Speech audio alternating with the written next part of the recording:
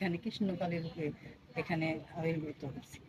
নমস্কার, আমি এখন এসেছি স্বাস্থ্যগঞ্জ জাগ্রত কৃষ্ণকালী মন্দির। সেই মন্দিরে অনেক মহিমা আছে, যা আমি এখন যে এই যে জায়গাটা আমি দেখাচ্ছি, এখানে প্রথমেই সেই কৃষ্ণকালী মন্দির আবির্ভূত হয়েছিল।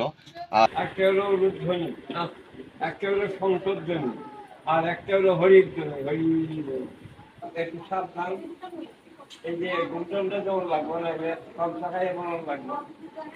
এসব কিন্তু অনেক ঘটনা অঘটন ঘটে গেছে। এখানে কৃষ্ণকালীর প্রতি বিশ্বাস নিয়ে এখানে আসা হয়। এখানে মার আবির্ভাব হয়েছে ওই যে আপনার ওই গাছের তলা। প্রথম অবস্থা হয়েছে আপনার উনি আসছে সর্পরূপে, তারপর আসছে কৃষ্ণরূপে, অগ্নিরূপে, তারপর আসছে সে কৃষ্ণরূপ ধরে মার আবির্ভাব এখানে। এর জন্য এই নাম হচ্ছে কৃষ্ণ।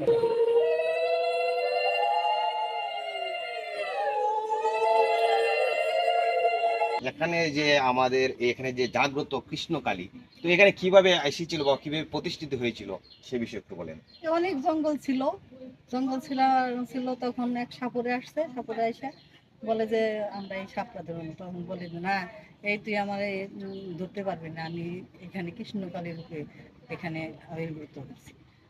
তারপর রূপ দেখা দিছে, দেখা দেওয়ার পরে এই জায়গাতে রূপ হ্যাঁ, দেখা হ্যাঁ, দিয়েছিল হ্যাঁ, কৃষ্ণকালী হ্যাঁ, রূপে। হ্যাঁ। আচ্ছা, যাই হোক। এইখানে রূপ দেখা দেওয়ার পরে ওনারা আর কি পরে ধরতে পারেনি।